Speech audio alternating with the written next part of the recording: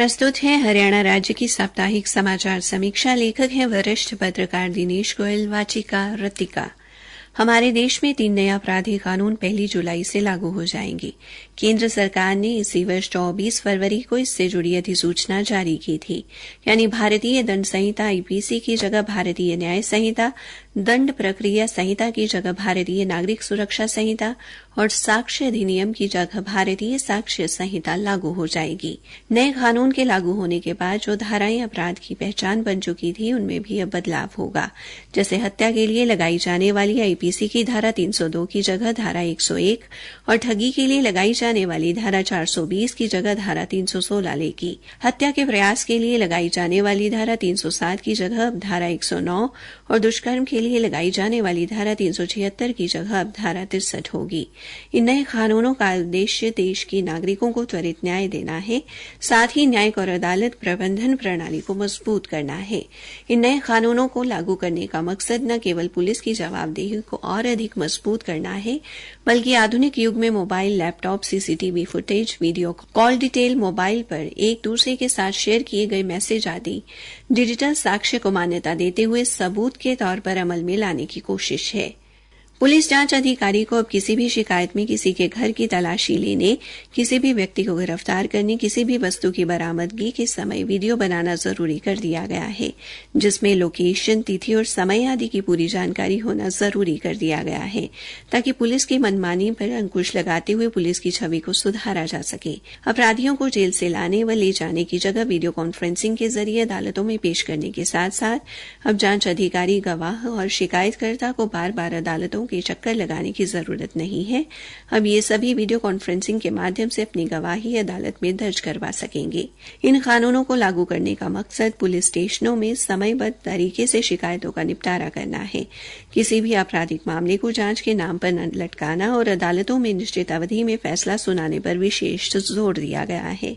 हरियाणा सरकार ने तीनों नए आपराधिक कानूनों के कार्यान्वयन के लिए एक रोड मैप पहले ही तैयार कर लिया है। इसके लिए 3 प्रमुख विभागों पुलिस, जेल और अभियोजन ने कमर कस ली है। राज्य के मुख्य सचिव TVSN प्रसाद द्वारा तैयार किए गए रोड मैप की प्रगति और कार्रवाई की लगातार समीक्षा की जा रही है।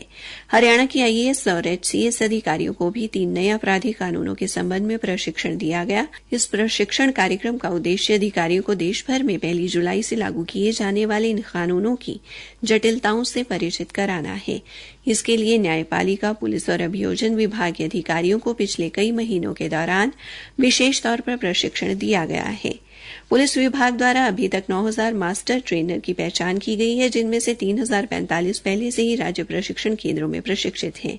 इसके अलावा 5302 जांच अधिकारी और फील्ड अधिकारियों ने अपना प्रशिक्षण पूरा कर लिया है, जिनमें से 5093 को राज्य प्रशिक्षण केंद्रों में क्रैश कोर्स के माध्यम से और 209 को केंद्रीय पुलिस प्रशिक्षण अकादमी, केंद्रीय गुप्तचर प्रशिक्षण संस्थान में प्रशिक्षित किया गया है। प्रदेश में नए कानून को प्रभावी तौर पर लागू करने के लिए लगभग 300 डेस्कटॉप की उपलब्धता के साथ ही राज्य की सभी जेलों में उचित और पर्याप्त तकनीकी बुनियादी ढांचा मौजूद है। वर्चुअल अदालत की कार्रवाई के महत्व को समझते हुए जेलों और न्यायालय परिसरों में 149 वीडियो कॉन्फ्रेंसिंग सिस्टम स्थापित किए गए हैं। इसके अलावा 178 सिस्टम और खरीदे जाएंगे। हरियाणा के पुलिस महानिदेशक शत्रुजीत कपूर ने प्रदेश में स्थापित की गई फोरेंसिक साइंस लैब में आने वाले नमूने पर कम समय लगे, इससे लेकर अतिरिक्त मानव शक्ति तथा अत्याधुनिक सुविधाओं से लैस उपकरण उपलब्ध कराने का आश्वासन दिया है, क्योंकि प्रदेश में वर्तमान में मोबाइल फोरेंसिक साइंस यूनिट की 23 टीमें अलग अलग जिलों में कार्यरत हैं, जो घटनास्थल पर जाकर नमूने एकत्रित करती हैं। नए कानून के अनुसार 7 साल से अधिक सजा वाले मामलों में घटनास्थल पर सीन ऑफ क्राइम टीम का जाना अनिवार्य है। वर्तमान में प्रदेश में 5 फोरेंसिक साइंस लैब हैं, जहां पर नमूनों की जांच करते हुए रिपोर्ट तैयार की जाती है। NDPS एक्ट के तहत बरामद किए जाने वाले मादक पदार्थों के निस्तारण के लिए national forensic science university Ahmedabad तथा हरियाणा सरकार द्वारा समझौता किया गया है, जिससे अब NDPS संबंधी मामलों का निस्तारण पहले की अपेक्षा जल्द हो सकेगा।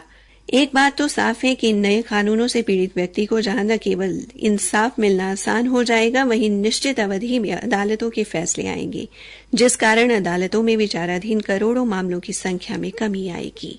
इसी के साथ समाचार समीक्षा समाप्त हुई।